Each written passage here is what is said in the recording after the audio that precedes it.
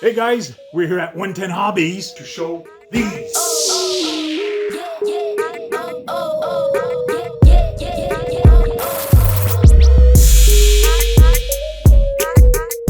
So these are the classic edition 1964 Impala SS Lowrider Classic Edition. So these are really cool from Redcat, and let's get to the unboxing of these ones. Now, should we unbox the blue? Should we unbox red? Maybe we can unbox both. No, we'll just unbox one. So the box is really nice and heavy also, because this is big cardboard. And it's really interesting how they've packaged this box. Very nice job on the packaging, that's for sure. So this is the front of the box. And then we get to the side of it, and we get a nice view.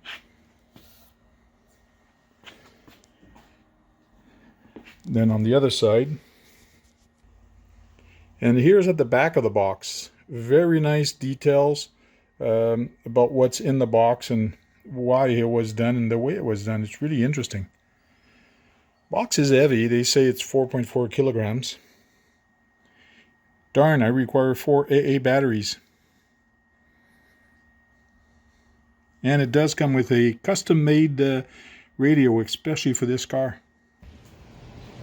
So now that we've gone through the what's on the outside of the box, let's open this puppy up.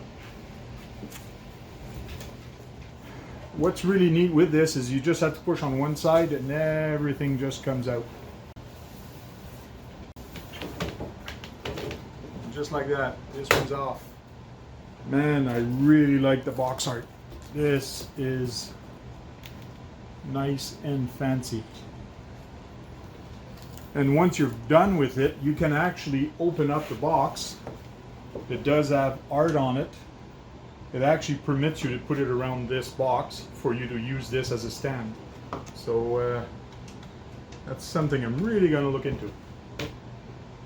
Keeping this on the rack at home is going to be just great. Now, ooh, fancy.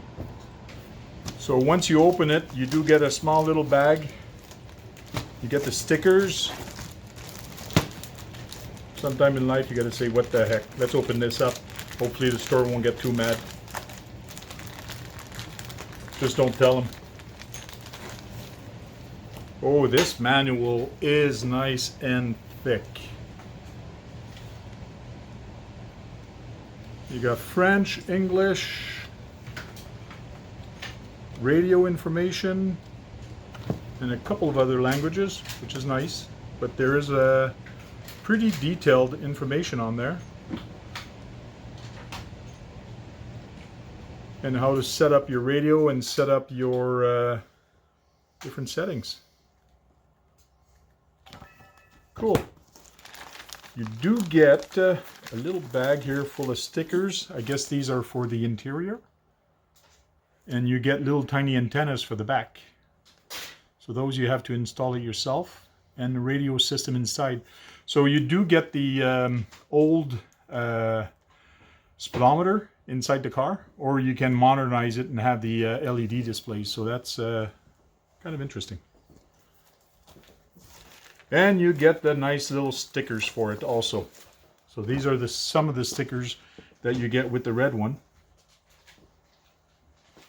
And you get the Redcat stickers. I'm not sure I'm going to put the Redcat stickers, especially a red sticker on a red car. Won't be able to see that. Oh, I found the radio. There we go. Radio is right on the front.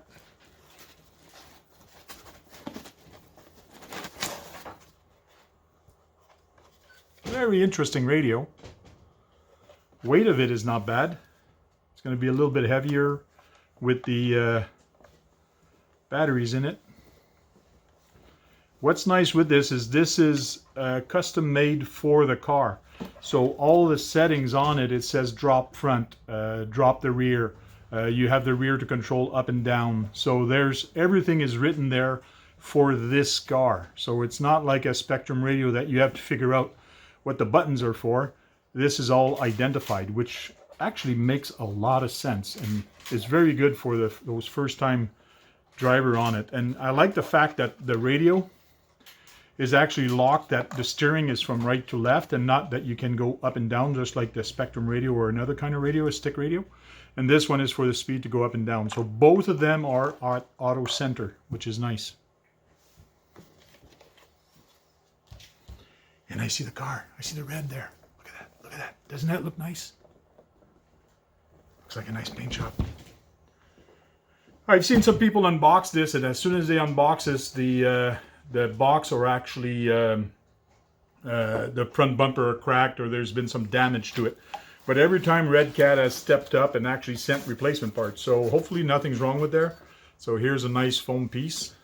It's pretty well nicely packed. What is strange is they did cut the holes here for the antennas at the back, but they did not install them, which is interesting, but still works. You could put the antennas on it, put the car back in there and store it. Man, this candy apple red car is just nice. I'm not sure if the camera does it justice, but right now, looking at this car, the way it is red, it is nice and sweet. So you do get a battery. It's a NIM battery, 3800. That's another one that's going to end up on my pile, not being used. I run lipos on mine. And you get weights. Now there's a lot of weights here. It's probably in the manual. That's probably put in the back to help the car do some wheelies. Depending what type of batteries you use, some batteries are lighter than the others. So you need a perfect weight at the back to make it bounce perfectly. So if you're going to make those little tiny wheelies, so it's better that way. It does come with an adapter. I think it's because the ESC is a Tamiya plug, which I'm going to change that very fast. So now we got to take the car out. So let's take it all out of the foam of the box. Oh, there's more stuff, more present under there. We have a USB to a DIN connector, a 4-pin DIN connector. That's probably for the radio. We got a balance, to bind a bind plug. And we also get a USB to NIM charger, 600 milliamp, and that is a USB charger. That's what a lot of truck comes now, is a USB charger. So, box is empty. Let's bring back this puppy. This is really nice, the paint job that they've done on it. And the way they do the body is kind of interesting also, because it is a multi-part body. Is that the side is a body part, the hood's a body part. So when they put it together, it's kind of interesting. So here we go. This guy out. Here's the foam for the bottom. This is very nice indeed. The details on this are just crazy. You can see here there's a line. This is where the body line comes in this cut. And you can barely tell that it's actually there when I'm having even this close, and they've done a really interesting way of doing it. When you're looking at it from this side, you do see the little piece of rubber there. But depending on the angle you're looking at, it's nice. It's well made. Weight of it, you can see there's a lot of weight at the back, which is normal because you do want it to flip up. Dry shaft is nice little dry shaft. Not a lot of power on there, so it shouldn't matter too much. Like the details that they've done under here for the chassis. It looks for some realism. So very interesting. So the side view of it is really interesting, and what I found interesting is seems to be no suspension at the back. There is suspension a little bit in the front because there is shocks on the front server, but at the back there's not. So that's kind of interesting. So let's look at how to actually take it off. To take it off, you do have the little body clips here. There you go, body clip already kind of fell into the body. There we go. And then you have two body pins in the front also. So usually with these body pins I like using a little needle nose. It's a little easier on the fingers to take them off, especially when they're new. And then everything just theoretically just should pop off. And the question is should. There we go. They do have light buckets inside to actually permit you to act the lights in the front, and actually lights in the back also. I did not notice in any bag in there yet to sometime you have a little clip that you can actually get to actually hold the lights in there, but I didn't see those yet. So if you install these, they're probably going to have to be glued on. But just the detail on this body, all the little tiny thing that they've done is really nice. Mind you, it is an expensive car, but they really went out on the details of this. And even the wiper, usually they only attach the wiper there, but these they're actually attached at the window also. So there's actually two spots that they're attached. And you can see there's a little tiny screw there.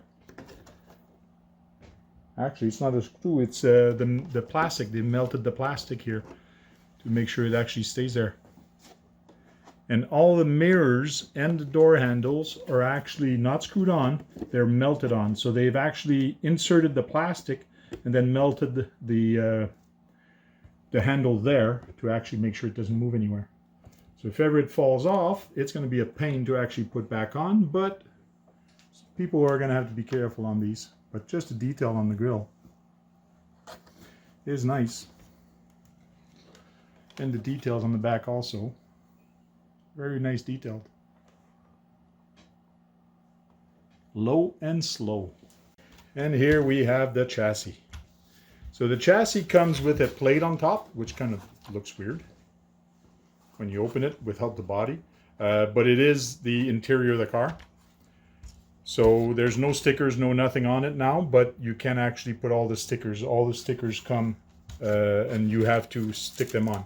And everything is being held on Velcro, which is kind of odd. There's nothing that tells you or guides you when you put it back if you're actually centered. So that's kind of awkward. So you do have to be careful in the sense, oh, it's a small, it's not even a 440, 450 motor. It's even a smaller one. So that's the interior. But yes, the motor is a small can motor. And I wasn't sure on the size, and even the transmission, that's a pretty small transmission.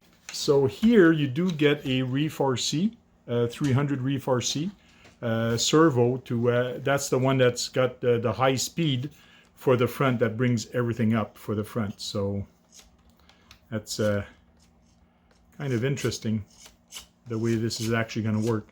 And you see in the front it has the shocks where the shocks are. Shocks are really small, narrow, which is nice, but I would have thought they would have been a little bit bigger. But the way they've done this is interesting, especially to make it hop the way it will hop. The steering servo is a mini steering servo. I'm kind of disappointed in that. I would have thought they would have put a bigger steering servo, but I guess there's not a lot of weight on this, and it's it should be fine. So, but it is a mini. It's not a micro. It's a mini servo. It's a little smaller than the other ones. And at the back, you do have the 25-gram hex fly, they call it, digital servo. They're the red ones. Oh, they do have shocks at the back, but when they're all the way up, they do have shocks at the back, but when they're all the way up, in other words, in low rider mode, there's barely any suspension. But as soon as you bring it up, then the suspension starts working. So I guess it makes sense because the axle is actually touching here. Therefore, you makes it feel like there's no suspension. But as soon as you turn it on, it will take it up, and then when you push on it, you will have suspension. But now everything is drooping down because the power is not to it. So, but the fact that it has a small motor should be fine for the car. It's not built for speed. It's built for show. And this is built for hopping and low rider. The whole frame here is actually separate from the tub, which is kind of a neat design. So the whole tub is like, we'd say, a metal tub from a real car. And you do have a real frame, plastic frame, for the rest of the car. I've seen some people take this apart and actually chrome all the A-arms for it. Tires looks okay. Nice and skinny tires, which is nice for that type of car. But I know some people, they really want even tinier tires. So here's a better view of the servos and how they're attached. And actually, when you crank them up, how they actually go up with the car suspension. Like I said, we don't have power to this right now, so it does sink back down. And the front, as soon as you crank this up, it pops a wheelie, which is kind of neat in the way they've done that.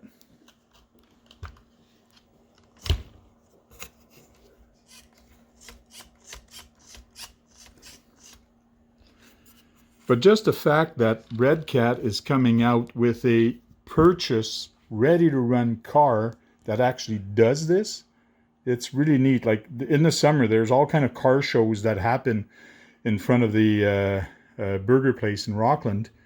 When I take this out and I just have fun walking and watching their car, I'm sure they're going to come to my car and see, what the heck is that? So you can see here the receiver for that radio. They're actually using 5-channel out of there right now. And you can buy a light kit for this. The battery goes at the back, and I guess the weight would also go here. And that's why the weight are actually weighted in size, so it actually fits into here.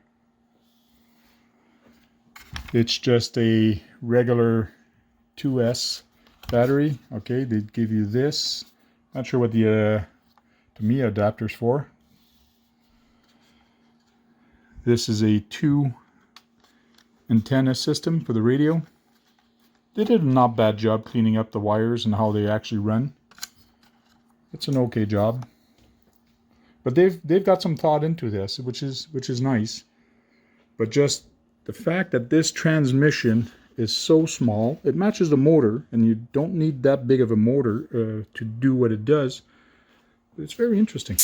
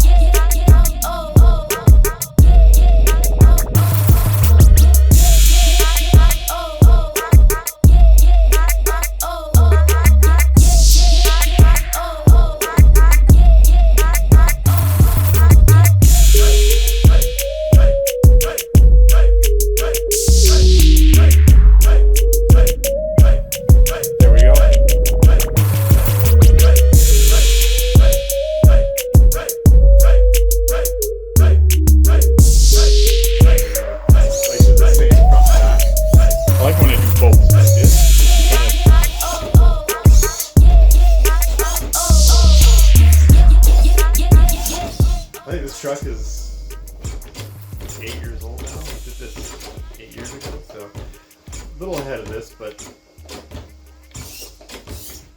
Okay, I just put the battery in it, and already without the battery, I noticed that the back was very heavy, and now just the back is nice and heavy compared to the front. Like, I got nothing on there right now, and the front is so light, it almost wants to come up right now.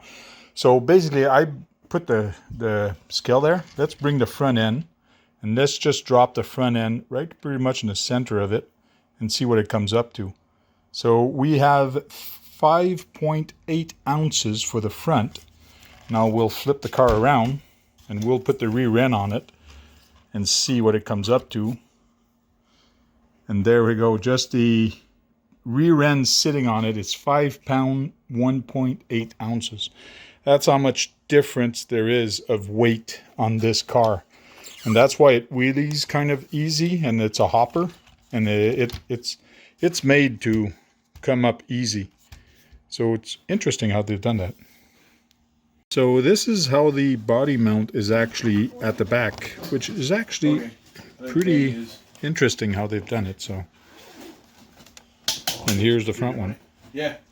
Okay, hang on. Yeah. There we go, guys. I hope you enjoyed it. It was great for Great Hobbies to get me in here and do this. Awesome. I know. I'm just toying with him. I keep telling him that, but he does it all the time. Yeah. That's good. No, just toying. Thanks for 110 Hobbies for giving me the chance to actually come here and do a review on this thing. And I might just take it home. We'll see how thing goes. But thanks for watching, guys. And please like, comment, and subscribe. And keep those batteries charged and go out there and have some fun and break something. Because if you're not breaking anything, you're not having any fun. Talk to you guys later. Yeah, yeah.